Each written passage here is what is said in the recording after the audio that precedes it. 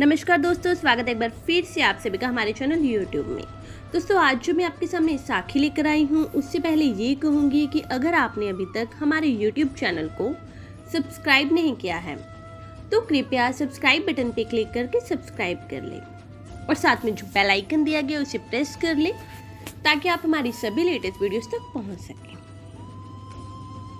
तो संगीत जी, कहा जाता है कि जब राजा गोपीचंद ने दुनिया की ऐसो इशरत से तंग आकर अपना राज्य छोड़कर गोरखनाथ के पास योगी बनने के लिए चला गया तो गोरखनाथ ने उसे योग दीक्षा दे दी, मगर यह सोचकर कि यह राजा है, इसके अंदर लोकलाज है जो परमार्थ में बड़ी भारी दीवार है और जिसे दूर करना जरूरी है।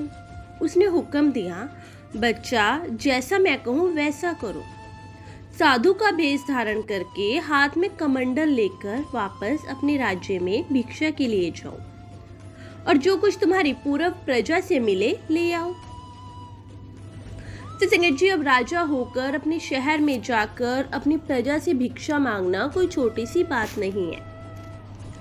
गोपीचंद ने श्रद्धा पूर्वक अपने गुरु का आदेश माना। जब शहर में गया, लोगों ने देखा कि ये राजा है। जिसने पैसे देना था उसने रुपया दिया। वह आगे योगियों को देता गया और योगी गुरु के पास पहुंचते गए। शहर में मांगकर फिर रानियों के पास गया। उन्होंने देखा कि ये तो राजा है। जो अच्छे कपड़े और गहने थे सब उतारकर योगी को दे दिए। अब राजा के बिना ये सब हमारे किस काम के। संगत जी, गोपीचंद सब वस्तुएं शिष्य को देता गया और वे इन्हें अपने गुरु के पास भेजते रहे। अंत में गोपीचंद ने माँ के दरवाजे पर जाकर अलख जगाई। माँ ने उसे देखकर कहा, योगी मैं गृहस्थ औरत हूँ, तू त्यागी है। गृहस्थ का धर्म नहीं कि त्यागी को उपदेश दे, लेकिन इस समय तू मेरे दरवाजे पर मांगने आया है।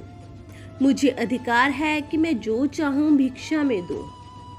जो तू मांग कर लाया ये तो योगी लोग खा जाएंगे, तेरे पास कुछ नहीं रहेगा। इसलिए मैं तुझे ऐसी भिक्षा नहीं देती, बल्कि 3 बातों की भिक्षा देती हूँ।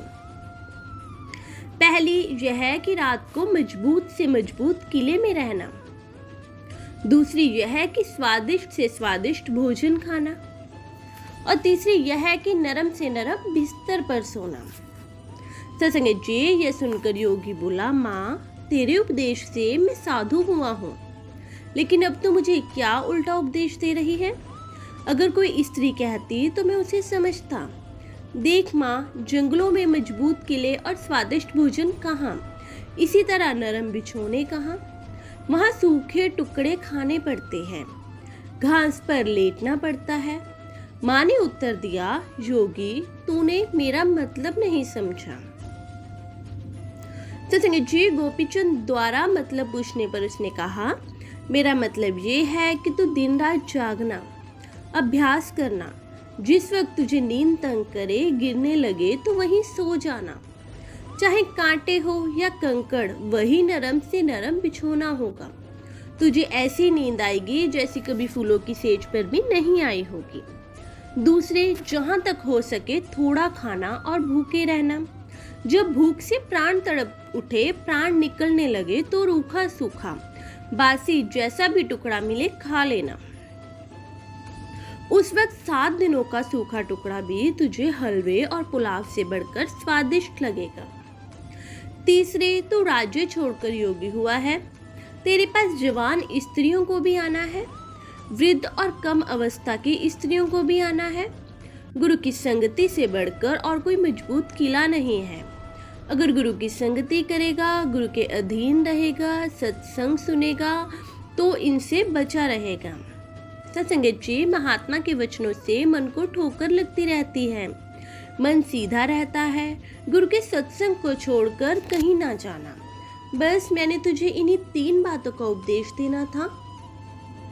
इसलिए सत्संगत जी, सप्ताह में 2 बार सत्संग सुनने सत्संग जरूर जाए और सदगुरु के दया व रहमत भरे वचन सुने ताकि सदगुरु से हमें कभी दया मेहर मांगनी ना पड़े। तो ये थी हमारी आज की साखी। मैं आशा करती हूँ कि आप सभी को अच्छी लगी हो। अगर अच्छी लगी है तो एक लाइक करें, हमारी वीडियो को ज़्यादा से ज़्यादा शेयर करें, हमारे चैनल को सब्सक्राइब करें, हमें कमेंट करें। फिर मिलेंगे किसी नई वीडियो के साथ, तब तक के लिए धन्यवाद।